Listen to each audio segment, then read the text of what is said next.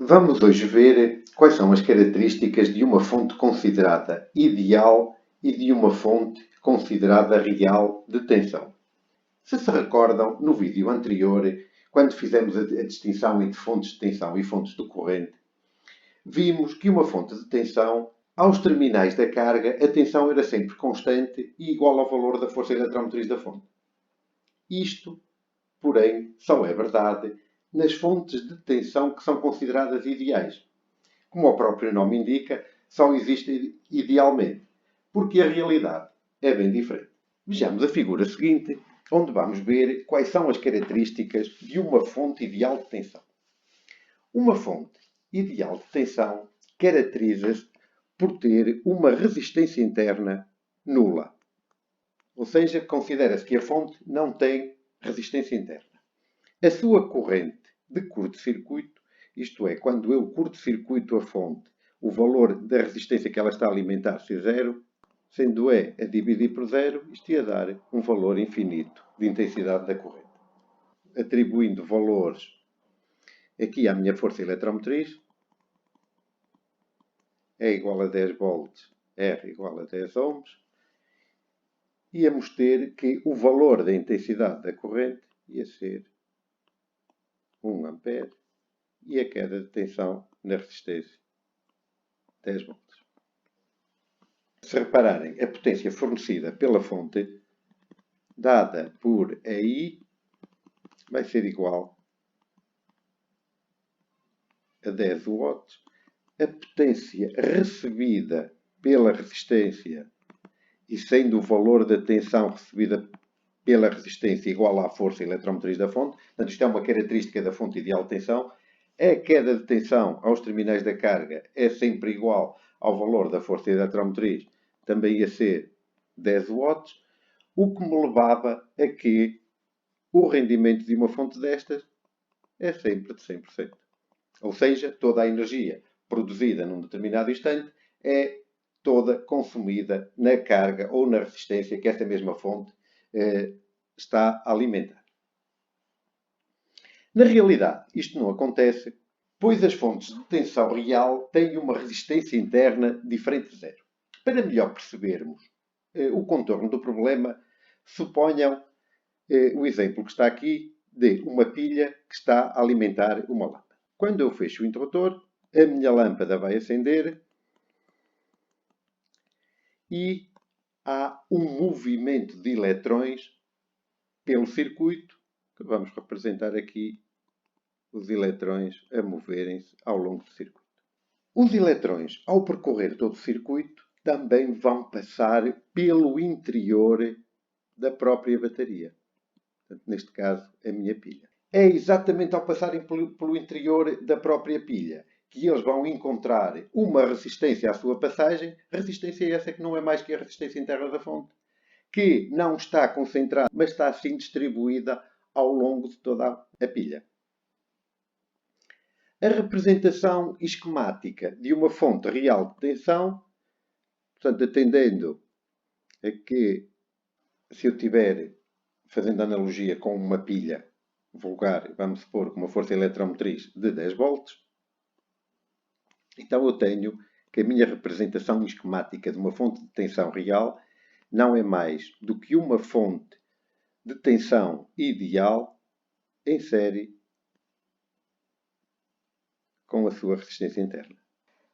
Reparem que esta resistência interna, que eu vou representar aqui por RI, e esta, a força eletromotriz, não é acessível do exterior, porque estes dois pontos que eu tenho aqui, A e B, são os meus terminais da bateria. Portanto, isto é um modelo que me ajuda a representar de uma forma esquemática a minha fonte real de tensão. Portanto, uma fonte de tensão ideal, representada pela sua força eletromotriz, em série com uma resistência interna.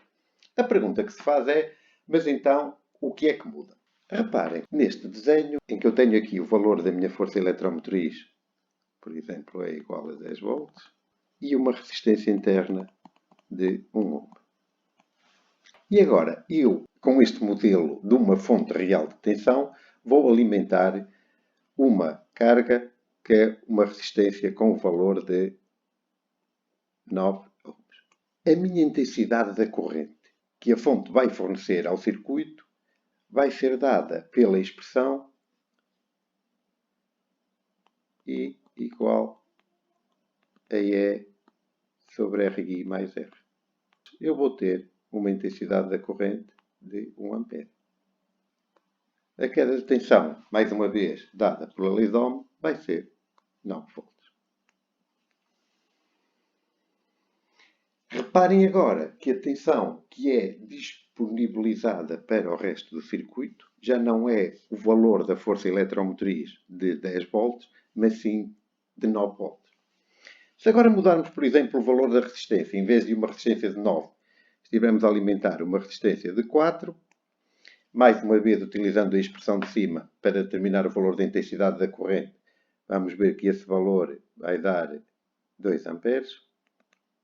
E agora a minha queda de tensão aos terminais da resistência vão ser 8 volts. Se eu colocar ainda uma resistência a alimentar igual ao valor da resistência interna da fonte, e vamos por aqui 1 ohm, portanto a minha carga agora tem o mesmo valor da resistência interna da fonte, a intensidade da corrente que a fonte vai debitar são 5 amperes e a minha queda de tensão passa a ser 5 volts. E assim sucessivamente, portanto, o valor da tensão disponibilizada para o circuito depende do valor da carga que eu estou a alimentar. Claro que se eu estiver a alimentar uma resistência cujo valor seja muito superior ao valor da resistência interna da fonte, uma resistência de 999 ohms, o valor da minha intensidade da corrente vai ser 0,01 ampere e o valor da minha queda de tensão vai ser 9,99 volts, que já pode ser aproximada a uma fonte ideal de tensão, dado que o valor da tensão disponibilizada à carga é praticamente o valor da força eletromotriz da fonte. Portanto, estamos a falar de uma aproximação a uma fonte ideal de tensão.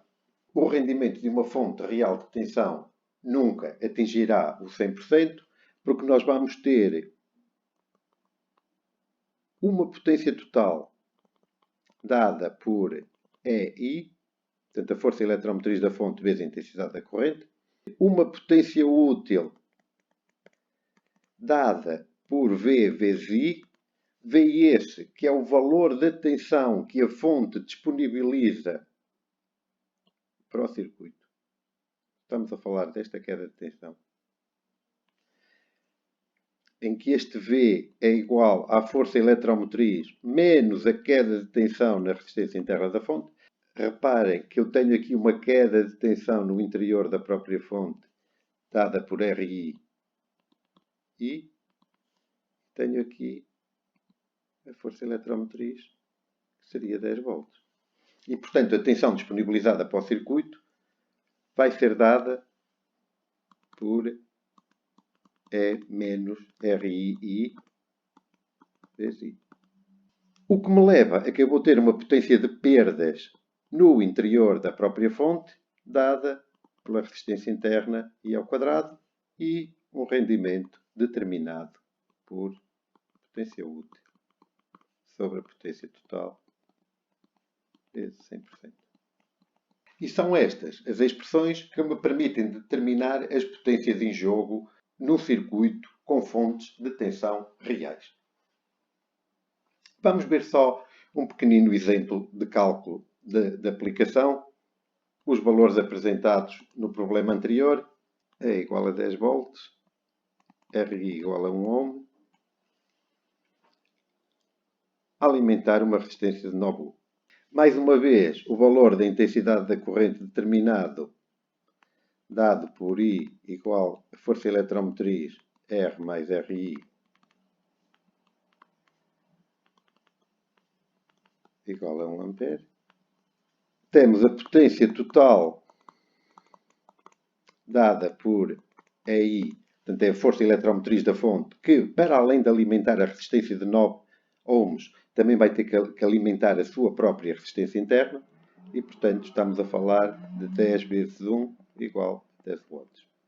A potência útil dada por V vezes I, como vimos há bocadinho, isto é E menos RI 9 watts. Potência de perdas, RI ao quadrado.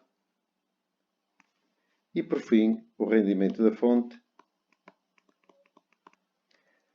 que vai dar um rendimento de 90%. No próximo vídeo iremos ver fontes de tensão reais, não a funcionar como fontes, mas sim a funcionar como receptores ou como cargas, e ver o que é que muda nessas circunstâncias.